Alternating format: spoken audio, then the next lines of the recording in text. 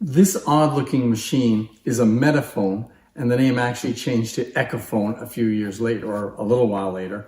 It's a very early machine. It's from about 1895, and it works in a very unusual way. This machine was very short-lived, probably only manufactured for a year, because it infringed on patents. And so Columbia ended up suing them, and basically the company went out of business and the machines were given to Columbia to get rid of. There are a couple of unusual features on this machine. One is the mandrel, and this one you can't tell very well because it's a little bit less obvious. But originally this the earlier version would have had a wooden mandrel, and there'd be a part here and a part here, and then it was much thinner here. This was to get around Edison's tapered mandrel patent. The idea was it was one size here, and then nothing in the middle. So it wasn't really tapered, so to speak. And this one, the taper is a lot less. They've just indented it here, and it's a gutta-percha mandrel. The thing that's really obvious is this glass tone arm. The needle itself is the end of the glass tone arm. It's been rounded so that it's about the size of the sapphire required to play a cylinder record. And this would have been, yeah, obviously a 2-minute machine. The record feeds the needle across the record. There's a spring here so that there's enough pressure on the record to make good enough contact for sound.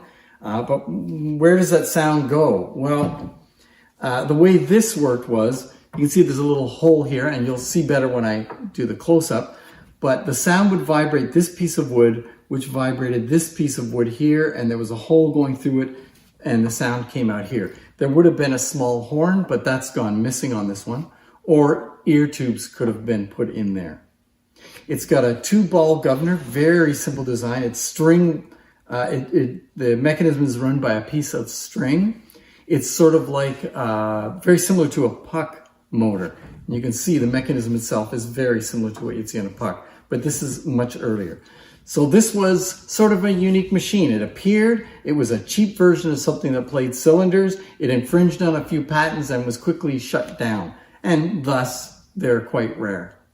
Let's take a close-up look at it. You can see the mandrel has this part in the middle where there's not much there. And as I said, the earlier version was a wood mandrel, and it was even thinner there. So this was trying to get around the tapered mandrel patent that Thomas Edison had. And then you can see here it says Echophone, patents pending. You can see the glass tone arm with the very small end on it, the needle. There's the glass tone arm, the spring. You can see the governor, and look at that little tiny motor. It's hard to believe it could run this. And although it did, it probably did not run very well. And then you got this odd setup where the sound goes from one part of the machine to another and then out this little hole. I'm going to see if we can try it. I'll put something up. Maybe we can get this thing to run and hear what it sounds like. Okay, we're going to give this a try. What I did is I sort of jerry-rigged something here. I've got a small horn with an even smaller end, and it almost fits into that hole there, but it doesn't. So I just sat it on top of a cylinder box.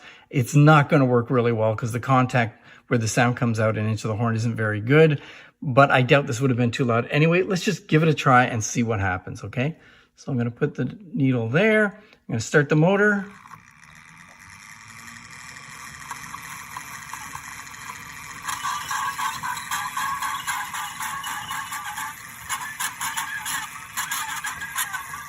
Well, at least you can see it work.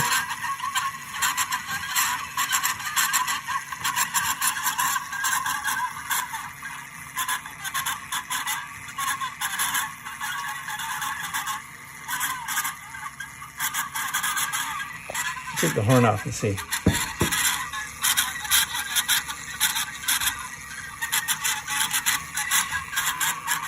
Yeah, I'm guessing it probably sounded better back in 1895.